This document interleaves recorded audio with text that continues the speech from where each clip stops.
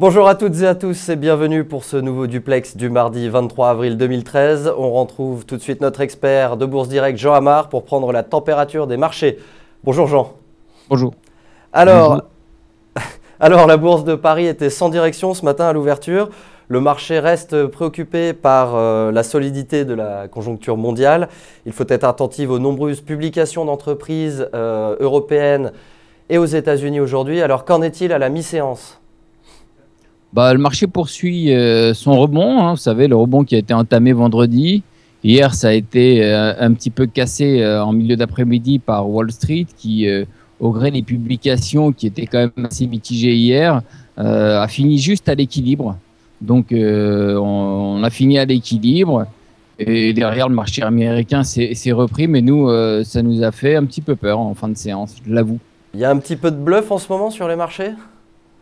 Écoutez, on a eu quand même une sacrée peur la semaine dernière avec des rumeurs qui se sont avérées à moitié vraies parce que la dégradation de l'Allemagne par une société de notation qui était une toute petite société de notation en fin de compte a fait beaucoup de bruit pour pas grand-chose. Donc on est allé chercher quand même des points importants. On est allé chercher rebondir sur 3600 points.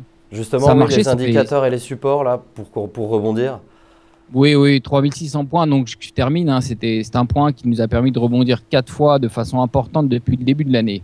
Donc, aujourd'hui, on va regarder, on a une tendance qui est neutre avec un biais positif au-dessus de 3678 à surveiller.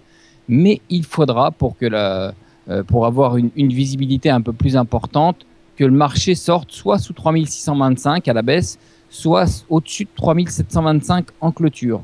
Donc là, on va sûrement avoir des tests sur les résistances importantes à 3725 si on continue. Là, on est autour de 3710 actuellement. On passe du côté des valeurs maintenant. Fin de premier trimestre oblige, les premières publications arrivent. Et la palme revient à Ingenico. Elle confirme ses objectifs annuels et annonce une hausse de 26% de son chiffre d'affaires. Alors, à quoi est-ce dû ? Donc Ingenico, c'était le leader de solutions de paiement. Effectivement, ce matin, ils ont annoncé un chiffre d'affaires de 303 millions d'euros en hausse de 26%. Le groupe parle d'une activité exceptionnellement élevée. Donc là, malgré la faillite d'un important client allemand, le chiffre d'affaires en Asie-Pacifique a augmenté de 81%. Il représente dorénavant 17% du chiffre d'affaires global. Donc tout ça, ce sont de très bons chiffres, si vous voulez, qui rassurent. Là maintenant, c'est la transaction représente désormais 35% du chiffre d'affaires total avec la contribution d'Orgon. Orgon, c'est une société leader européenne des services de paiement qui avait été acquis définitivement en mars 2013. Donc c'est une très bonne acquisition apparemment. Le groupe se porte bien, le titre a gagné 54,7% en 2012 et 5% depuis le début de l'année. Donc, vous voyez cette progression constante d'une société, d'un titre qui est dans un secteur porteur et qui est bien géré surtout. Autre valeur à suivre maintenant, Accor. Denis Hennequin, le PDG d'Accor, est dans de mauvais draps selon Le Figaro et Les Échos. Il pourrait quitter la tête du groupe hôtelier dès ce soir. Alors, quelle est cette information pour les marchés ? Ce serait... En fin de compte, ils partent d'une information. Le précédent président, lui, n'a pas duré longtemps non plus. Donc, le président actuel est effectivement sur un siège éjectable. Voilà.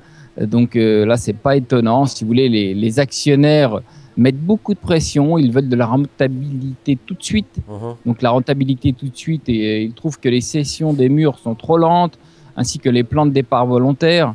Donc, tout ça, si vous voulez, pour eux, ils veulent de la rentabilité tout de suite, comme je le disais. Donc, ça ne va pas assez rapidement. Donc, le nouveau président est sur un siège éjectable. Le groupe souhaite se renforcer au moyen et haut de gamme. Ils comptent augmenter leur activité dans les pays émergents. Donc, tout ça, si vous voulez, fait partie d'un plan qui veut que les PDG, les présidents, les dirigeants de ce groupe soient bons, très rapides et très efficaces. Donc voilà, un peu plus que moi actuellement. On finit avec Wall Street qui est parvenu à rebondir hier, aidé par le secteur technologique. et en dépit d'un mauvais chiffre sur le logement aux États-Unis. Alors, quelle va être la tendance à l'ouverture des marchés américains? Donc hier, le marché américain s'est repris en deuxième partie de séance.